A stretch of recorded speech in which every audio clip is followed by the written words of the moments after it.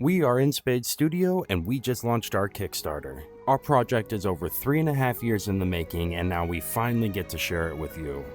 You can follow the links in the description below to find our Kickstarter. Otherwise, stick around and we'll explain some of the finer points of our project. So here it is, and thank you so much for checking out Everlast Undying Tale.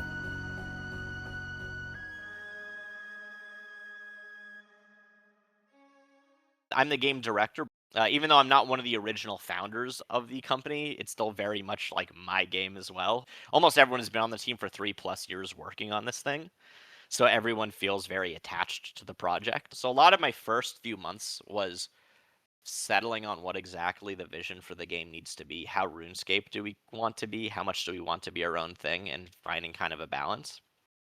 Talking a little bit about the story.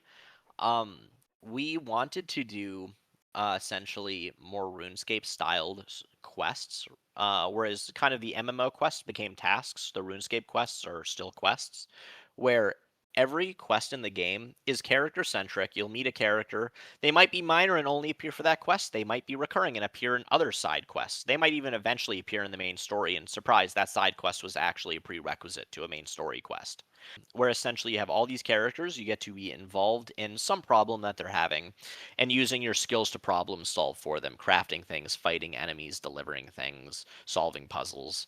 And some will be as light as helping a farmer with his workday, and other ones will be you and another character trying to liberate a bunch of people who are kidnapped by occultists. We already have a bunch of quests in the game, and they'll only continue to be added. We've already pre-written almost every quest for the early access. There's going to be in the ballpark of 30 of these for early access alone. We have hand-designed everything. Every prop in the game was made by our prop artists on the team.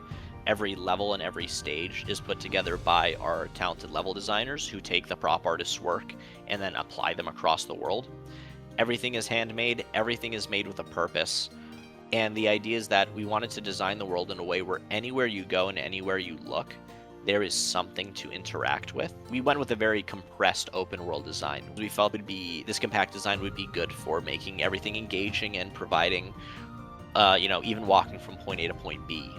Because there's no easy warp system. You can't just warp using the map. There are spells to warp you, but you have to earn them. So everything is very diegetic in the game. So even going from point A to point B shouldn't be a chore because you'll find something you probably didn't notice before on the way. And if anything, you're incentivized to leave the roads. There's always something out off the main path for you to discover. A little bit about the artistic direction. This would be a great set for Arnis.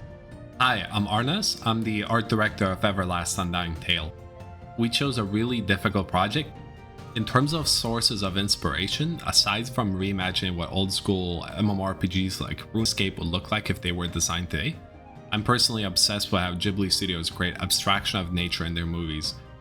We're also constantly trying to reference a lot of the real-world elements like European timber construction, windmills, Japanese roof eaves, decorations, and more, borrowing interesting real-world elements, techniques, and quirks that we can show off and possibly tell the player some interesting story or aspect of basically any topic.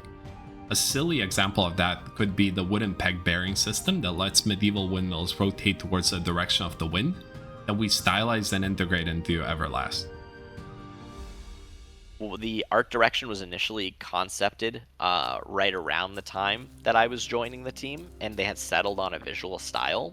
I can talk a little bit about the enemy design visually, because I played a major role in the concepting of all of these, and their visual style came down to a lot of input from Arnis and Helen.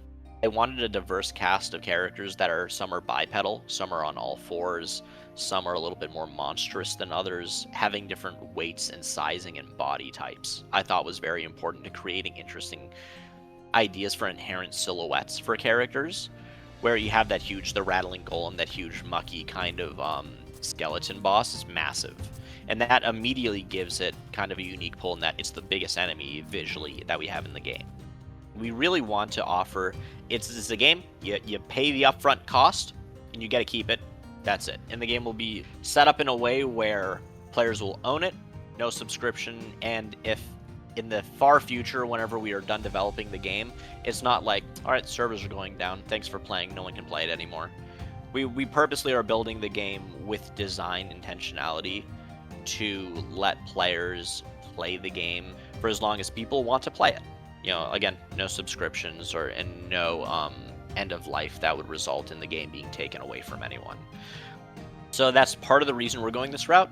In addition, we have self-funded up to this point, but we want to turn to the community and provide something that's excellent for people to engage with and play, and give people an opportunity to be involved in the development of the game, as well as get the game at what we feel is kind of a nice price. For the Kickstarter, the game is gonna be you get a copy of the game for the $15 tier. So those are kind of some of the motivations behind us wanting to go the Kickstarter route rather than looking for more funding otherwise. And we felt that this would be a more exciting approach and would be able to keep the control of the game in its direction in the hands of the development team and the fan base of the people who want to see this game continue to develop. Give them an opportunity to have a voice while the game is in early access as we head towards a full release.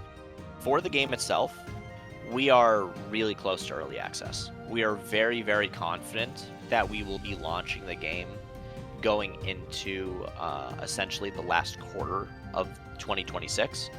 Well, thanks so much for sharing all of that with our audience today, Alex. Thank you all so much for checking out the project. We're excited to see you in the world of Everlast Undying Tale.